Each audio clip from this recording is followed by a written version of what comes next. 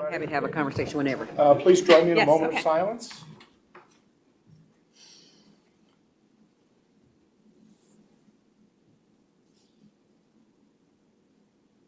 Thank you. Join me in pledge. Pledge allegiance To the flag of the United States of America and to the republic for which it stands, one nation, under God, indivisible, with liberty and justice for all. Thank you. Please be seated. Call roll. Dr. O'Neill. Present. Mr. Heater. Present. Mrs. Barnes-Griffin. President. Dr. Washburn. Present. Mr. Irvin. Present. Mr. Lowe. Present. Welcome, everyone. It's been a significant amount of time since we've communed, so I'm pleased to be back at it. Dr. Reynolds, your report. Great, thank you. I do have a number of items today. I will try to be quick, but lots of great news to share from across the district. Hey, this time last year, went back and took a look at my notes, and we touted the fact that our attendance had improved, and I'm glad that I can say that again this year. We continue to see improved attendance, not where we want to be yet, but compared to year, month to month, we continue to see positive gains. So if folks are watching at home, we'd like to thank the families and students for making a conscious effort to do that. And of course, our buildings and teachers and student support teams for their efforts to help eliminate barriers for our students that may not be showing up as often as they could. So on track to have another good, improved year of attendance. Like to celebrate a Central student. He was actually at our last meeting as an observer. Clayton Dick, if you recall that young man, he was recognized as the Lilly Scholar winner. Central student. He is just a fantastic student. Is active in the school community. He's in band and marching band, and it does all the extras. Works at Menards part-time, bought many items from him out there, and is just a fantastic academic student.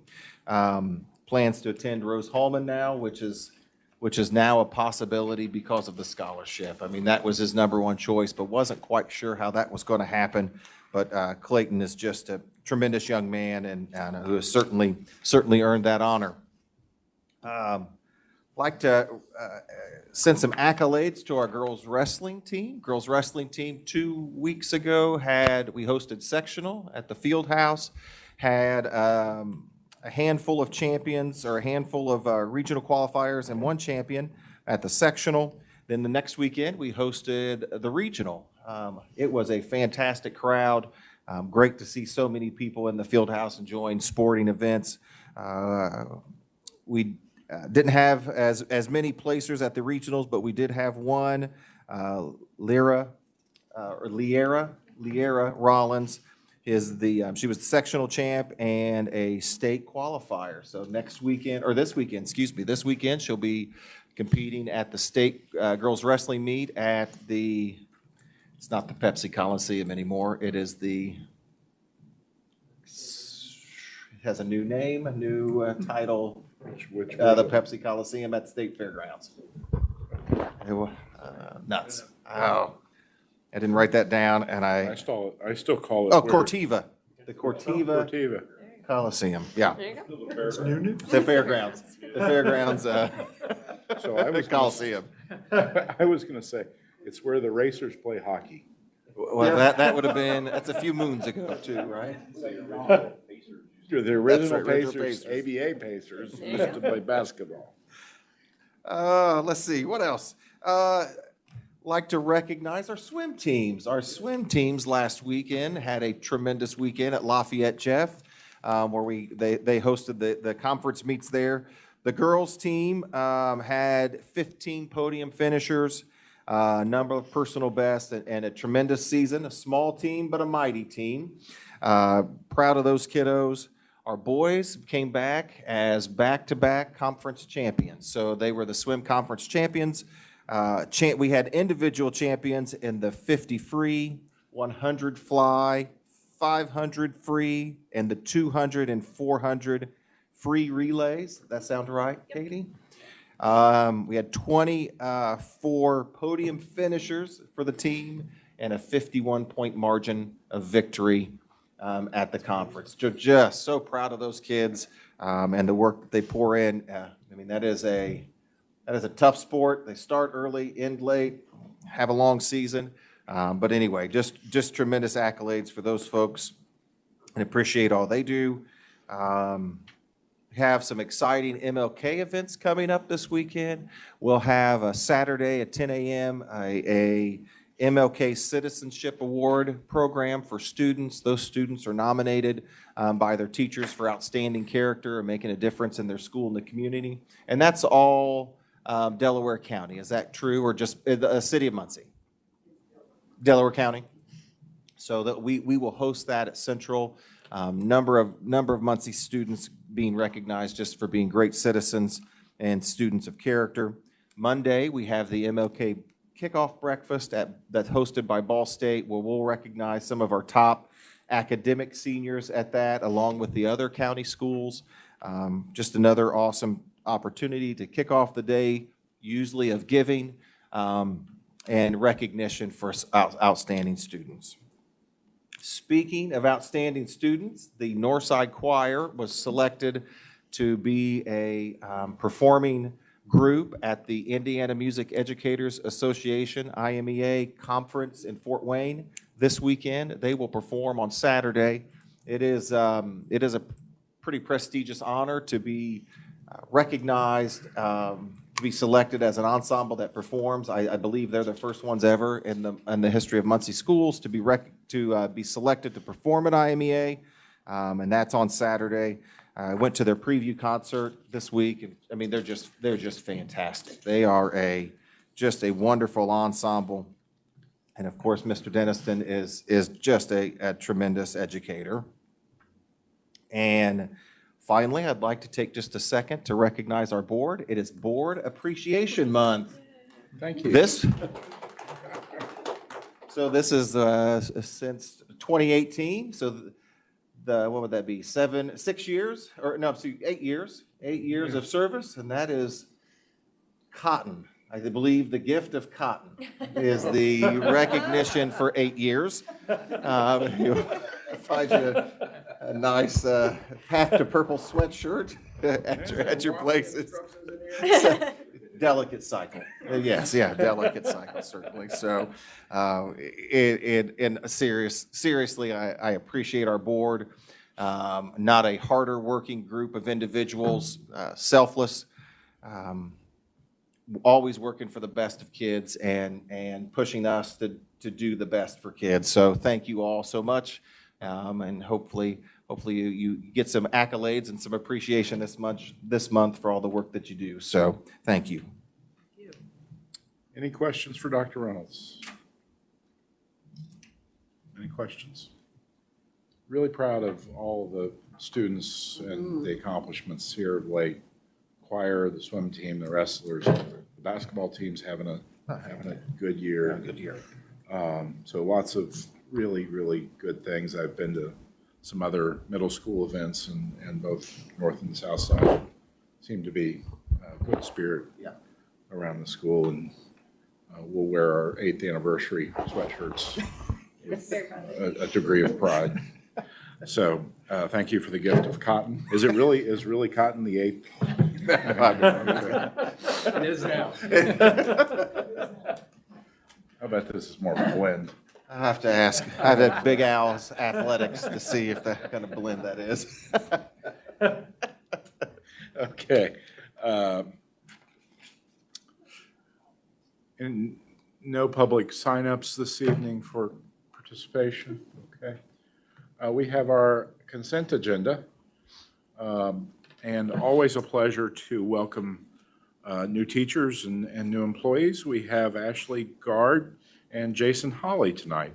Ashley's going to join us as the master teacher at Southside Middle School, and Jason Holly is going to join us as the social studies teacher at Southside Middle School. So, Ashley, you want to start and come on up and introduce yourself? Hello, everybody. Thank you so much for having me up today. My name is Ashley Gard. I come from Randolph County, born and raised. I have 13 and a half years of educational experience. That's everything from subbing, paraprofessional.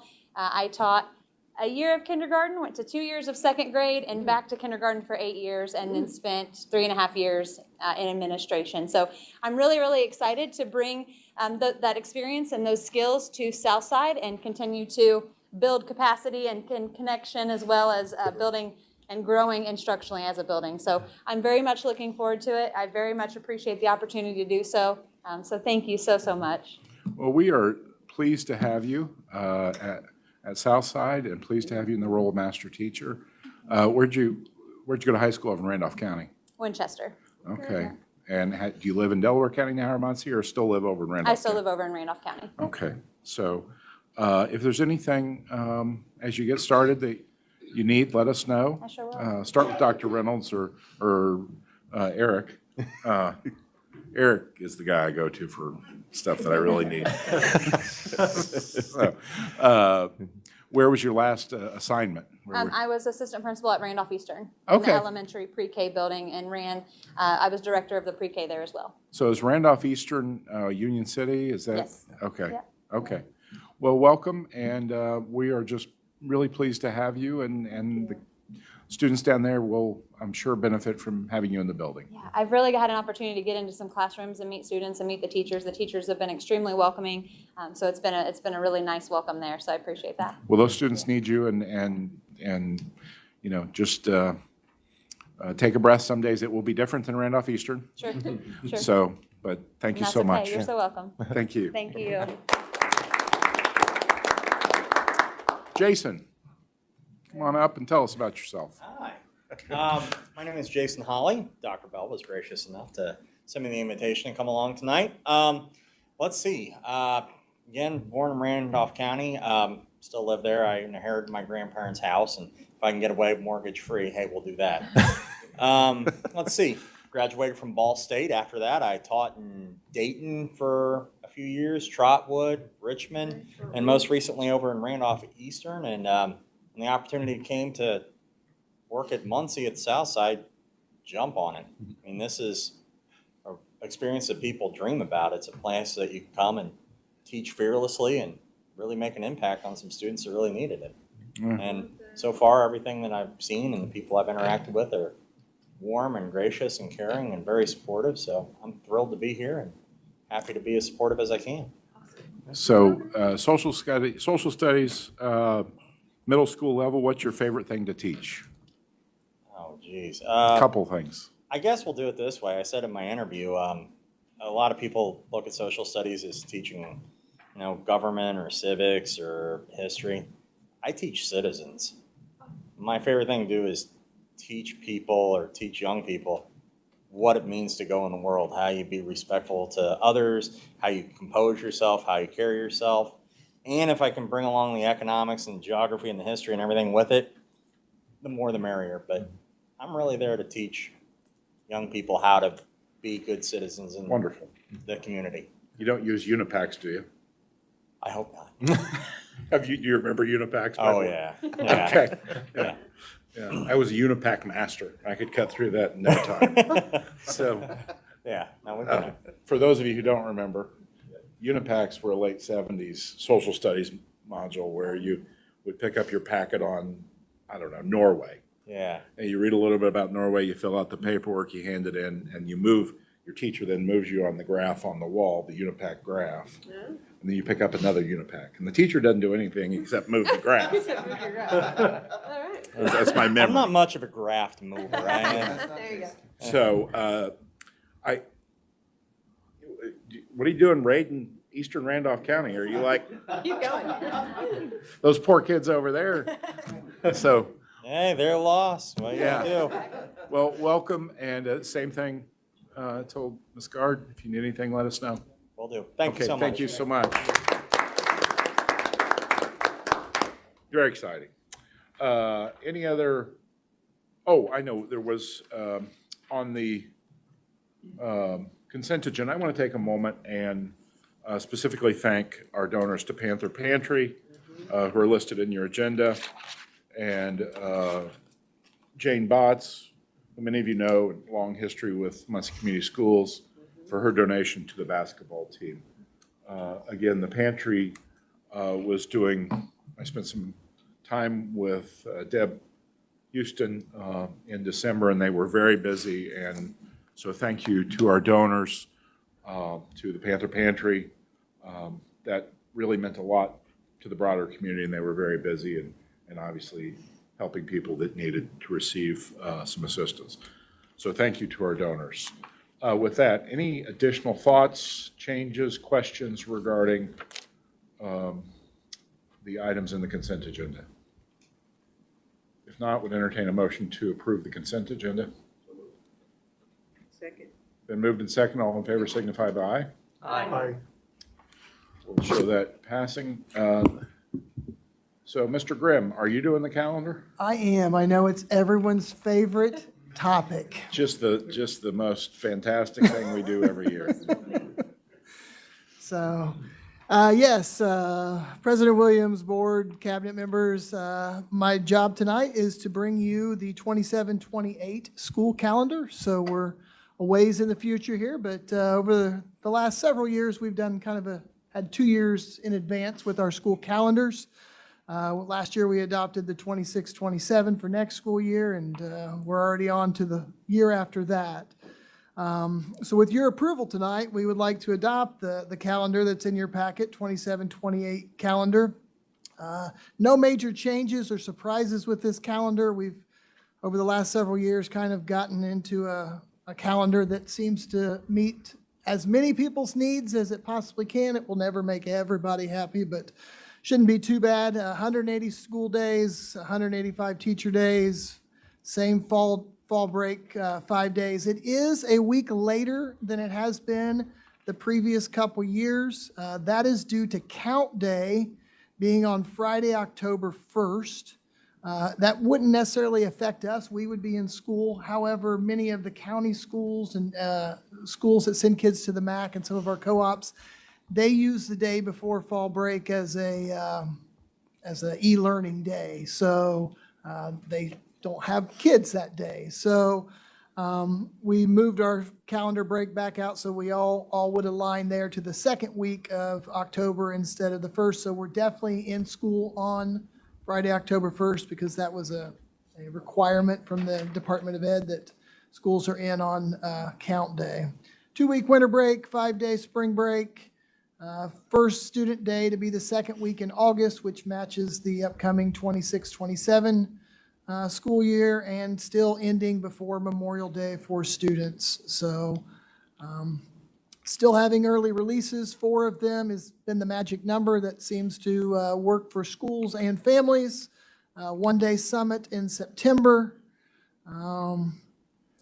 Makeup days would be then after Memorial Day. We are allotted 3 asynchronous e-learning days. We've used 1 of those this school year. We've got 2 more if we need them. After those 3, we must start adding days on to the end of our school year. So those would be after Memorial Day there as well. So any questions on the 27-28 calendar? I have a memory of when we did the calendar maybe a year or 2 ago, where we went away from e-learning and just had classic snow days. Am I dreaming that? Yeah, no, that's correct. correct. We did do that. So, and you just mentioned 3 asynchronous e-learning days. Tell Yeah. me. So those are technically kind of like your old-fashioned snow days because there is no learning on that day. Kids are off. When they return to school, they have usually a week, a calendar week, 5 days to make up any posted assignments that teachers would give. And the state allows all schools in Indiana 3 of those days a year. One factor you get into, though, if one school uses that because they're closed, like last year, Northview had a water issue and we had to close 1 day for them, that counts as one of our 3 days for the whole district. So and then we also used them last year when North Side and some North Side elementary schools were out of power for a couple days. Those schools closed, but we had school throughout the district. They did asynchronous learning where assignments are posted online.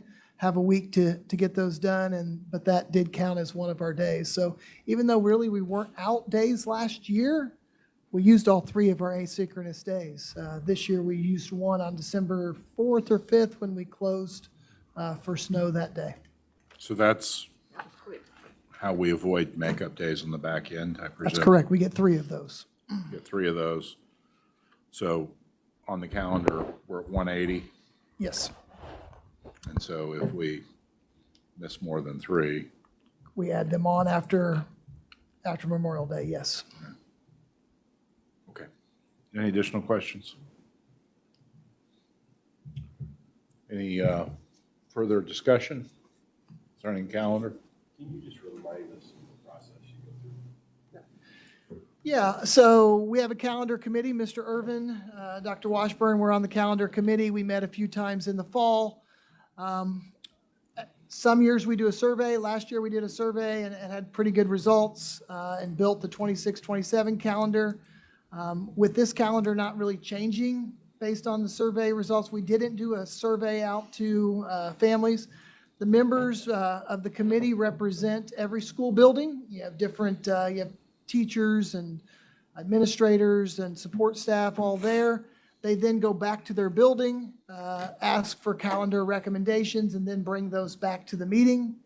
We did have a few recommendations that we kind of did look at that I presented to Dr. Reynolds as potential possibilities, and then kind of decided upon this calendar here for 27-28.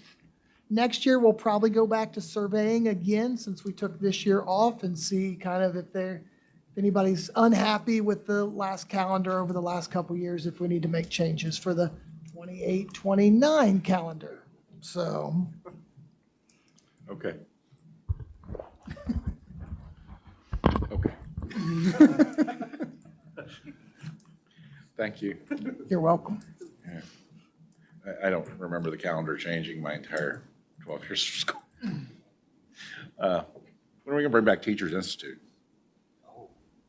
Teachers Institute. Now, I remember it was called that back in the day. So that was back maybe when I was an elementary student. It was called Teachers Institute. It was 2 days in October where fall break is now residing. Yeah, Teachers Institute. Okay. Thank you.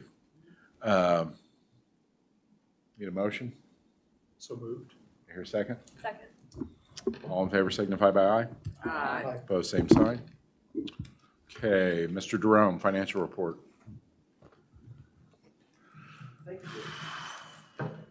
Presented in your board packet is our compilation of our financial results for the year of 2025. So that is not an estimate, it's all actual numbers now. So I'll just go over some of those highlights with you now. I have a few more charts and graphs than I normally do, but it does represent the end of the year, the 12 months actual results. So on the highlights on the financial dashboard, just reminding you our enrollment count from October 25 versus October 24, we were only down 14 students, 4,894 students. The state basic grant revenue, which represented that ADM count in October, was up $47.7 million, almost up $600,000 compared to the previous year. That is supposed to incorporate the new textbook rental being incorporated in that, which kind of gets lost and blended. We used to get a separate amount of money for textbook rental. We used to get $160 per ADM count.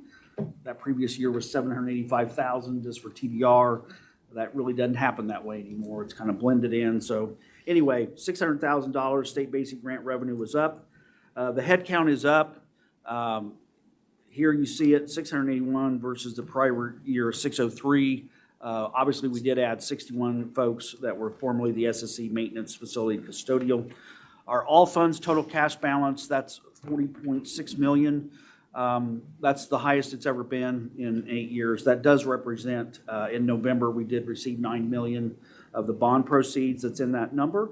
But certainly, and we'll show a charts and graph in a moment that'll show that trend where it's gone over the last 7 years. Our state loan outstanding, we started out with $12 million that we owed the state.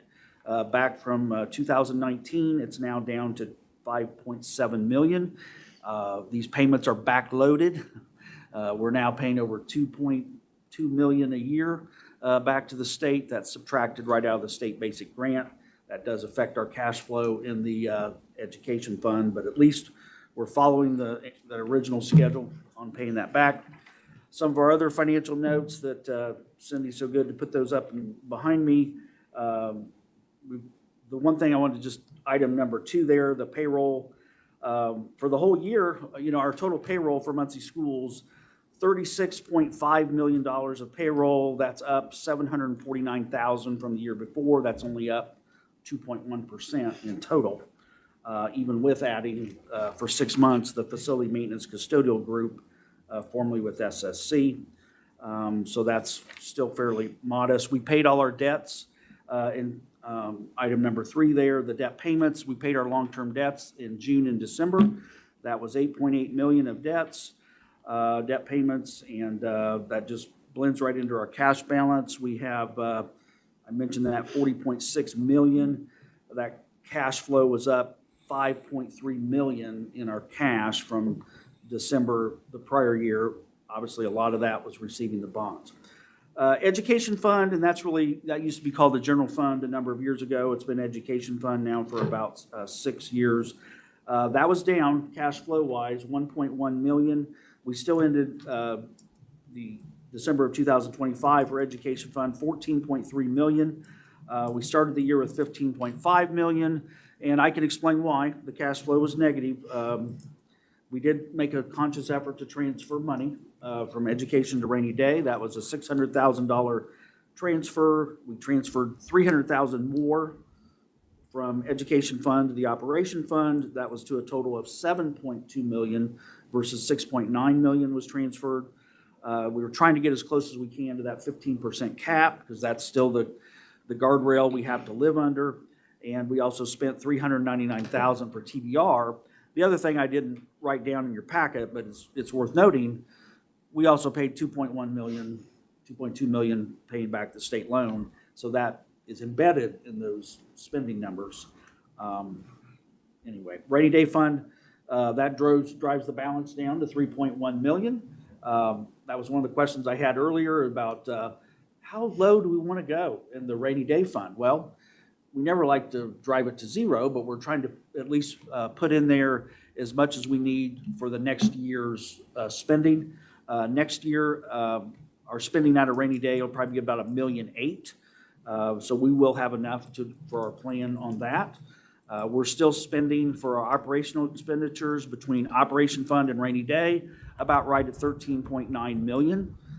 Since operation fund obviously can't support all the operations, we have to use rainy day. So we're still managing that. That's what we've been able to do. I've already mentioned that about the, let's mention the property taxes. We did receive just right, what was that total item? Just a little over 12 million in property taxes for the year. And 12.3 million in property taxes, 12.3 million the year before.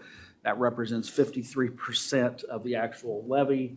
The rest goes to the tax cap. So we've kind of been living under the severe tax cap for a number of years. So anyway, that's very consistent. We received 12.3 million this year, 12.3 million the year before. Some of the other items behind us, that's just the summary of funds. I've already talked about the total checkbook balance, a little over 40 million. The appropriation remaining slide, I'll just talk about that briefly. We pretty much spend up to right what our budget cap is. That's what we have to do. We don't usually budget for any more than we need.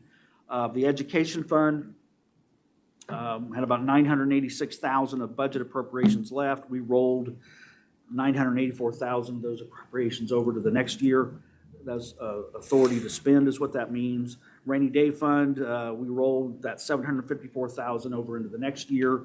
So we have enough appropriations to spend in 2026.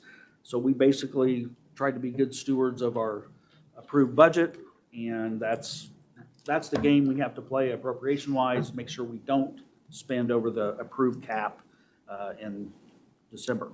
Now you'll see some charts and graphs behind us. The first one just shows the trend of our total checkbook balance over the last, since 2018. Clear on the far right, up there in that blue column, even if you can't see it, the trend, it's going up. It's a little over $40 million. You'll see in the middle of the screen, you'll see the red going down. That represents the state loan. Started out clear up to 12 million. Now it's down to 5.7. So we're trending the right direction. Obviously, I mentioned the spike in November. We got the bond proceeds because those were general obligation bonds. When we sell the next piece of bonds, they're lease rental bonds.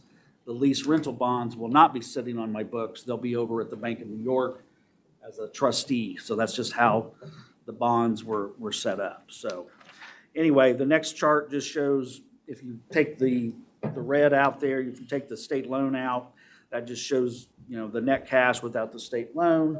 It's still trending up. The next couple charts and graphs, just once again, kind of shows the same thing. It shows our total cash balance. This particular graph just shows it from 2011. Obviously, clear on the far right, we're at 40.6 million. Obviously, it's trended up. You can see in the middle there when it was negative in 2016. You don't want to have your total checkbook balance negative. Muncie already endured that. The next slide just shows this. Probably redundant. It just shows from 2018 to now.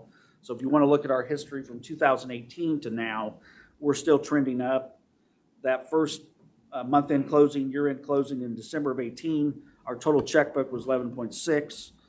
We're now at 40.6 million. So we have been good stewards of the money. We have been good stewards of creating surplus and generating a cash balance, and it's been trending the right direction. The next graph shows your education fund cash balance by year. That's the one I said we finished just a little over 14 million, which obviously it's down from the 15 million before. When you compare that in context to where it once was in 2015 and 2016, when it was a minus 10 million, we've come a long way. So I presume in those years, they were rating the education fund And the bond proceeds. and the bond proceeds. And the bond proceeds. That was the 2014 to GO fund bonds. operations. Right. Yeah, so that's, we can't run away from that, but that's the chart and graph, and I just like to show that. It's even if I don't show it to you, I always have it in my office to remind me of where it's been as the history, and we're making progress in the right direction, and that's the point I always like to reassure the board. The next graph just shows, Brad, yes. We also need to recognize the $9 million bond proceeds. Well, sure. Okay. Right. So I think we have. Right. The 40 million represents. Yeah, the 40 million also has in it, in the total checkbook balance, the 9 million of the bond proceeds we just got in November. Yes. So that's in the total checkbook. It's not in the education fund balance. So that next chart behind me is the education fund cash flow. It just shows as long as our cash flow is above the line, that's been positive. I've already mentioned that we were negative by about $1 million, and that was explainable. We transferred more money into rainy day. We transferred more money from education to operation. We paid our $2.1 million for the state loan. So it made our cash balance go from a little over 15 million to a little over 14 million. And that's why it shows a negative. And obviously, the big skyscraper the wrong way was back in 2016 when it was a minus 10 million. So that's not a good, that was the history though. The next graph, I want to show the rainy day fund balance. Probably gets back to the question Jim asked me before the meeting.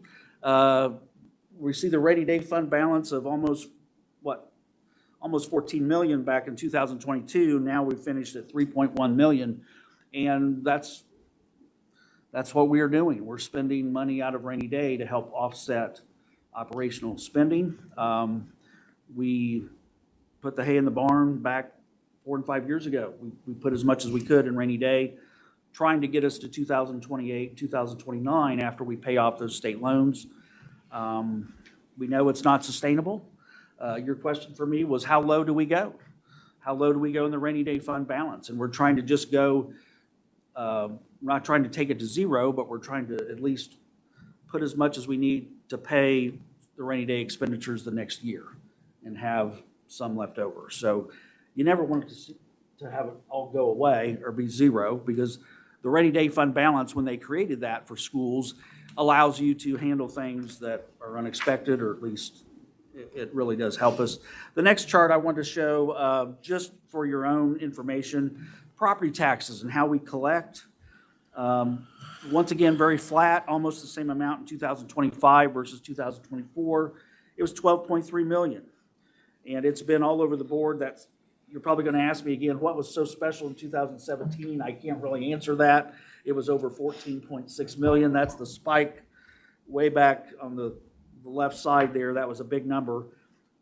But you can see from 2018 through 2025, it's been about 10.2 million to a little over 12 million, and it's been very, very consistent. That's because we are basically receiving just a little over 50% of our gross levy. The rest of it goes against the tax cap. So anyway, property taxes collected. Your next chart shows your state basic grant revenue. That is the revenue we get from the state for our education fund based on our enrollment. So once again, fairly flat the last 2 or 3 years.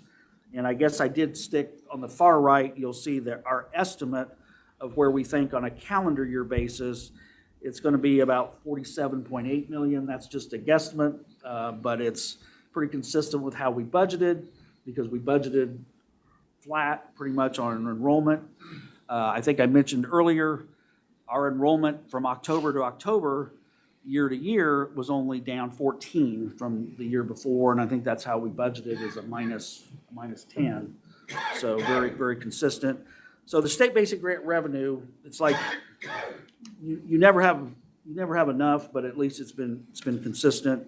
The next graph I wanted to show you our student enrollment, where that's been versus clear back in September of 17. If I use that as a benchmark, in September of 2017, we had 5,100 students, and we just finished under 4,900 here in October of 25. So a little over 5,100 in 2017. We have nearly 4,900 in October of 25. So we're down, less than 200 students or so.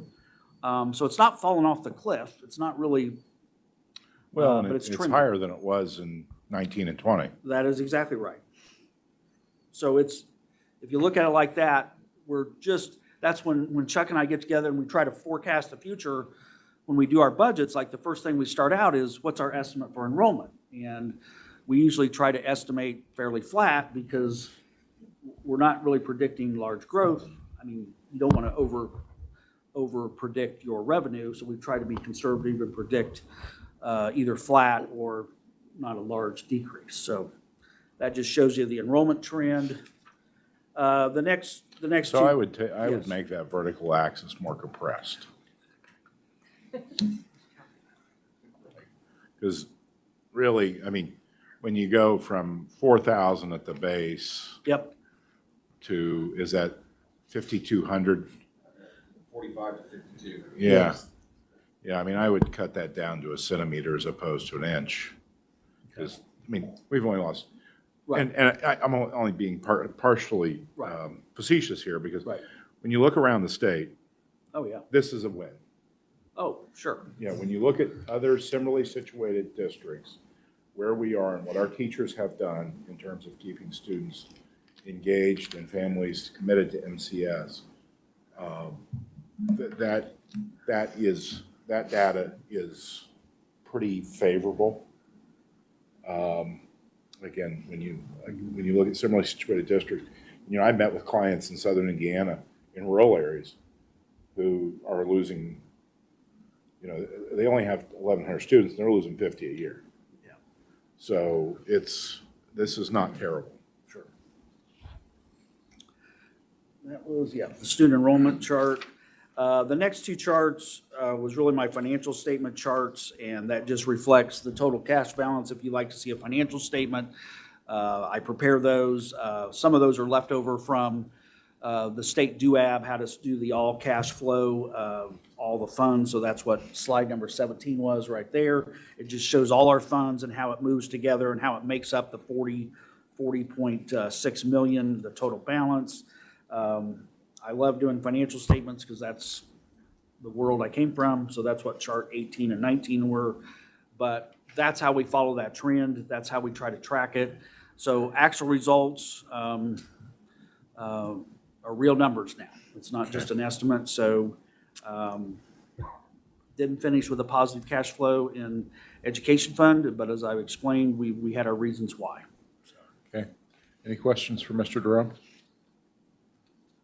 So we got our our assessed valuation numbers late 2025. Yeah.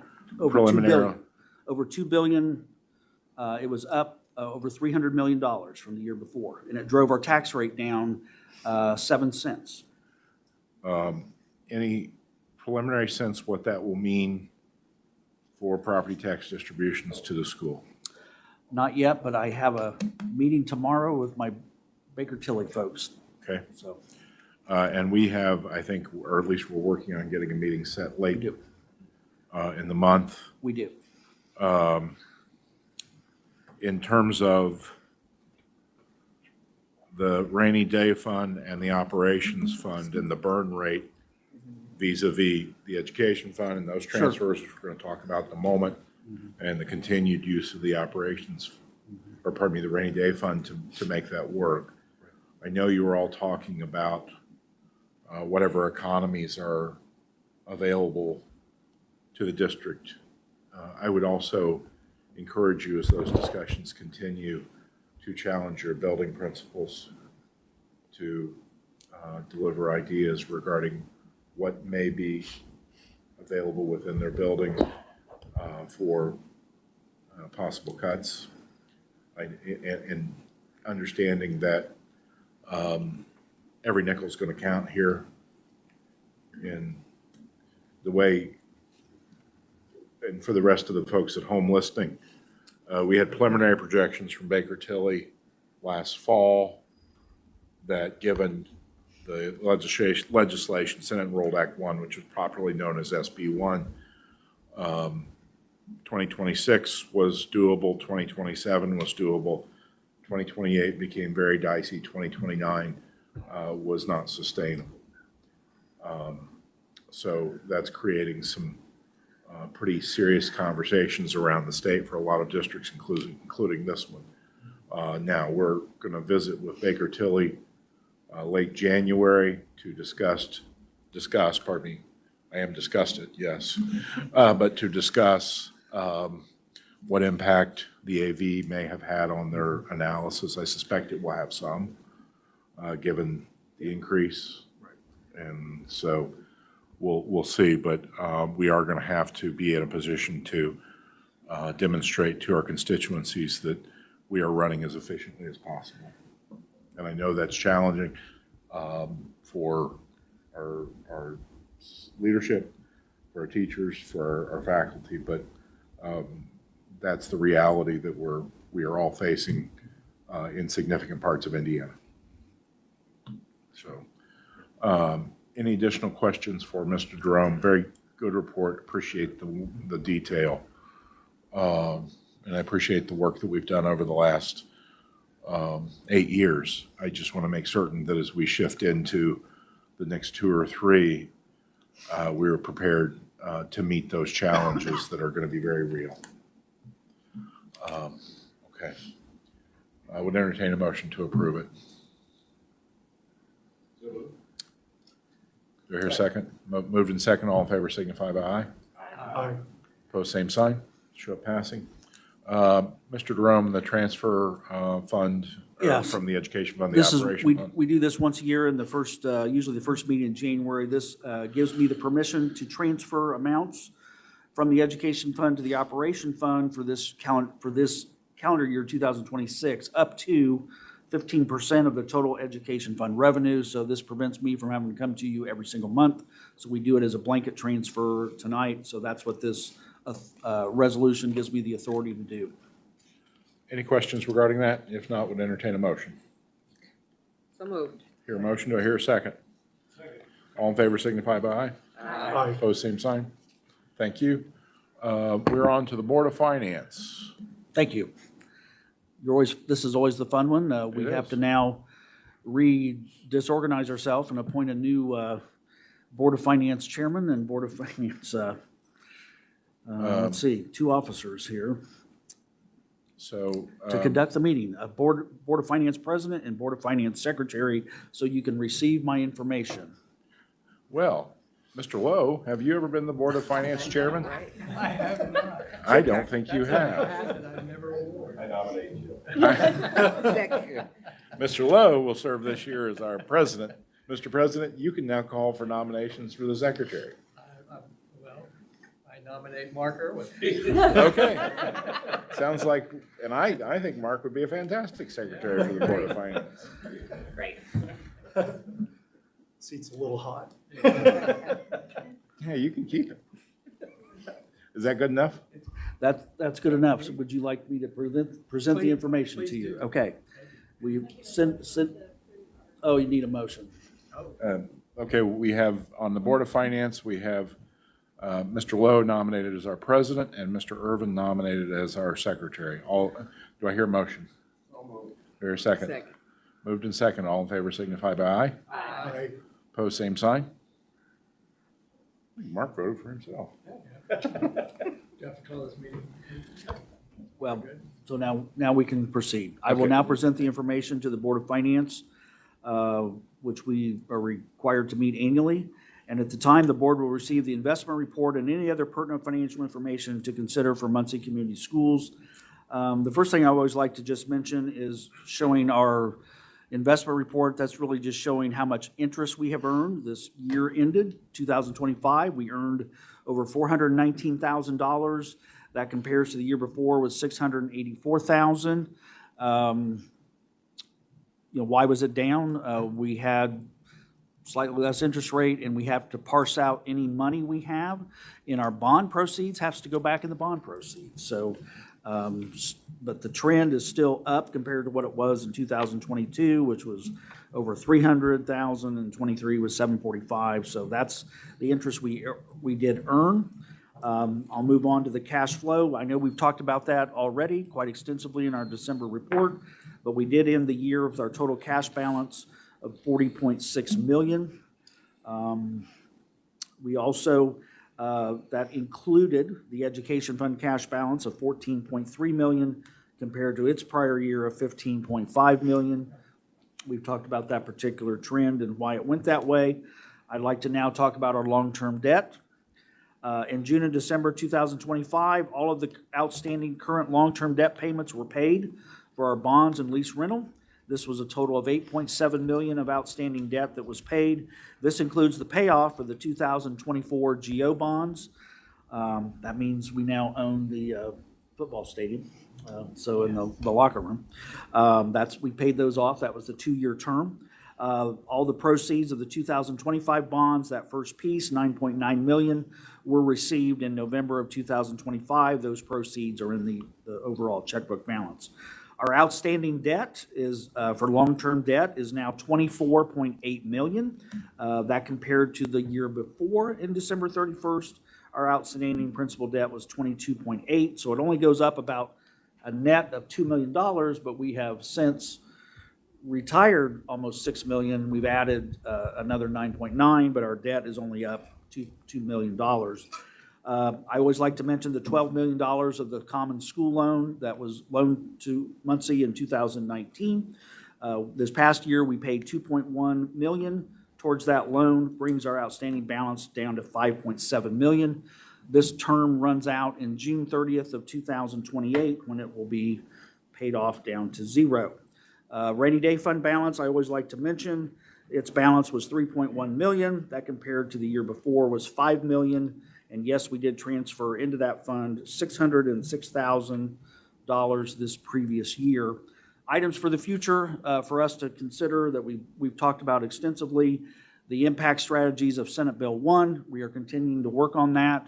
As you heard Mr. Williams speak, we've been meeting with our Baker Tilly financial consultants that helps us every year for our five-year financial projections. We'll continue to work with them to come up with the right solutions. Obviously, we're implementing our 2025 bond project. That'll get started after the basketball semi-state is finished at the field house, to where we'll start doing the heating and cooling system there. Anyone that was there over the last few weeks might have seen the new 6 scoreboards we have, the new lower arena bleachers, which look really, really nice. We start a planning meeting in the next week or two to start planning what this second group of bonds, 9.9 million, I have to meet with Baker Tilly to start talking about the term and when we will sell it. So that's coming up. So those were kind of my 3 items for the future that we are working on. At the moment, that concludes all of my financial information I want to present to the Board of Finance. So I have nothing else to report, Mr. New Chairman. Any questions of Mr. Jerome? Hearing none, I would adjourn the board finance meeting. Okay. So moved. Second. Okay. All in favor, say aye. Aye. Opposed? Okay, thank you. One last piece. Yes. Do we have to do the link? I can show you the fiscal health indicators. I'll show you. I know you just adjourned the Board of Finance, but we, And I will mention the link to the State Board of Finance fiscal indicators. It's always such a bummer because it's stale data. It's 2024 data, which we talked about 2024 a year ago at this time, but that's how they do it. So we have the link, we received the link. It shows the finance, it shows the same trends that I've just spoken about. I was able to show you on charts and graphs in my financial report one more year. So at least they put up these certain fiscal health indicators. It shows our enrollment trend. I have shown you that. It shows our cash flow trend. I have shown you that. It shows our enrollment, cash flow trend. I've shown you all those things. It shows the percentage of spending. We have that embedded in our financial statement. And why did they do the fiscal health indicators? It was because of Gary School Corporation and Muncie. That's why they came up with fiscal health indicators. They didn't want other schools to have financial distress. So that's why we have the fiscal health indicators. We know we are spending money out of the rainy day fund balance, and that's why it shows a negative cash flow. If you look at that fiscal health indicator link for the year 2023, because we spent quite a bit out of the rainy day fund that particular year, so it shows a big cash flow negative that particular year when it looks at all the funds. So that's the only final piece. So thank you for conducting the Board of Finance meeting. Tell me again, Brett, maybe you said, what is it called, the distress? If we're not. Well, that's really Distressed Unit Appeals Board, DUAB, was the board that supervised Gary School Corporation in Muncie back in 2016, 17, They're and always 18. called distress. Yes. No, they never did. That department of 1 or 2 people still exists to this day. And what they do, they take a look at those fiscal health indicators, and then they have to start contacting those school districts to say, hey, you're on a watch list, or we're concerned about the trends on where you're going on your cash flow, or where you're going on your cash balance, or where you're going on your enrollment trends. So it just gives them a brief snapshot of 7 or 8 indicators to show potential issues. So my understanding is that there are a number of schools who are receiving inquiries. Oh, yeah. Yeah, that's true. Yes. Yeah, we no longer receive those, but from Yeah. time to time, the second director of the DUAB has has talked to you in passing at different times. But we're Yeah. not necessarily on their radar anymore. No, and for the benefit of the board and those observing or here, they are very pleased with the financial and academic progress that has been realized over the last 8 years.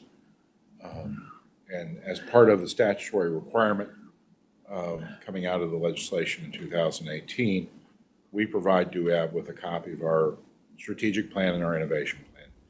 And that strategic plan, as updated by the board or adopted by the board, was provided last October, among other places at the state, also to DUEP. And they certainly have questions because they recognize that it's a robust plan that has yielded positive results for our students and for the community.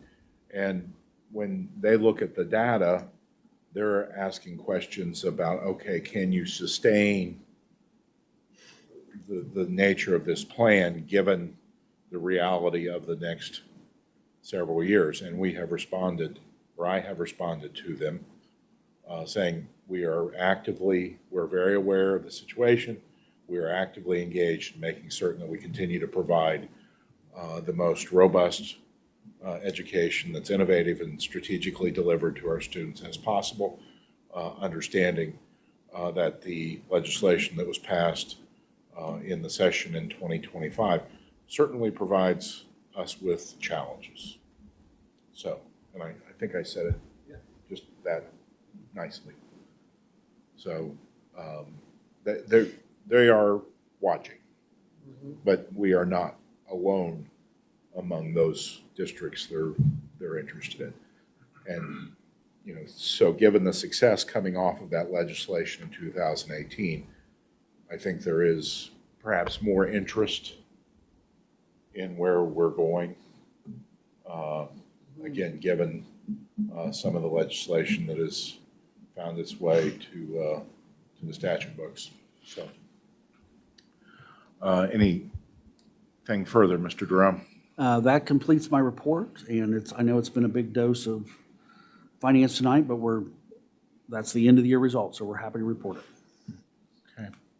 On behalf of the board, I want to take a moment and thank you, Brad. You continue to provide just remarkable service to public education in the state of Indiana and specifically to Muncie.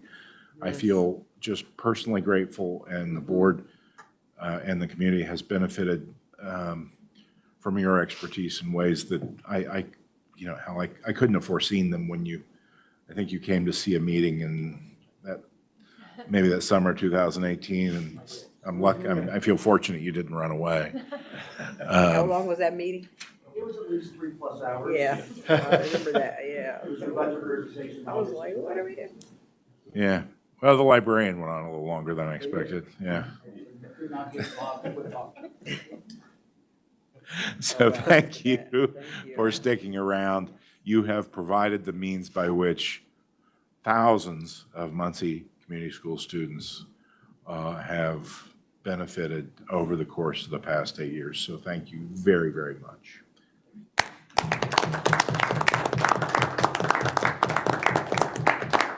Okay, anything else for the good of the order?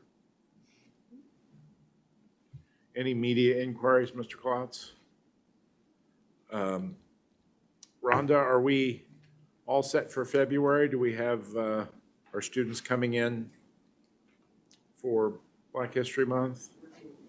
Getting there? Okay. It was such a small world. I met a fellow Tennessee State alum the other day at my office and didn't know he was headed down here to say hello to you.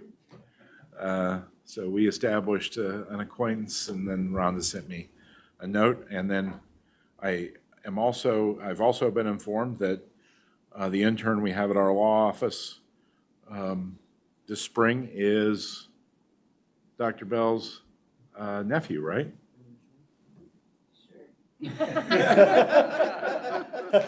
At least that's what he's informed me. He is a distant cousin, but he comes to all of our family events, so he calls me Aunt. Yeah, well, he is a huge fan of yours, and he has a ton of energy. Yeah, and he's fixing himself snacks like all the time. So he's got to keep his energy up. I know that the microwave has now been taken over by Kamari. So, Kamari. yeah. Kamari. Okay. Am I pronouncing that correctly? Kamari? Yeah, yeah. Well, he's busy. Yeah. So he's busy. Young man, and he was talking. Yeah, no, he's fantastic, and we An have, old soul, ain't he kind of an um, old soul? yeah, he's an old soul, and You know. we have several high school age interns, and they're all pretty good workers, really. Yeah. He just needs a lot of breaks. He's my cousin. He's my cousin too. He be like, Cousin Tasha. I'm like, okay. So he's just everybody. Everybody. Everybody. Yeah, so it's a small world. It is. Anything further for the good of the order before we wrap up for the evening? Okay, would entertain a motion to adjourn. So moved. Second. Motion second. Again, Ashley and Jason, welcome. We'll look forward to seeing you downstream. All those in favor of adjournment? Aye. Post same sign. Thank you. Have a good evening, everybody. Thank you. Woo. I feel good.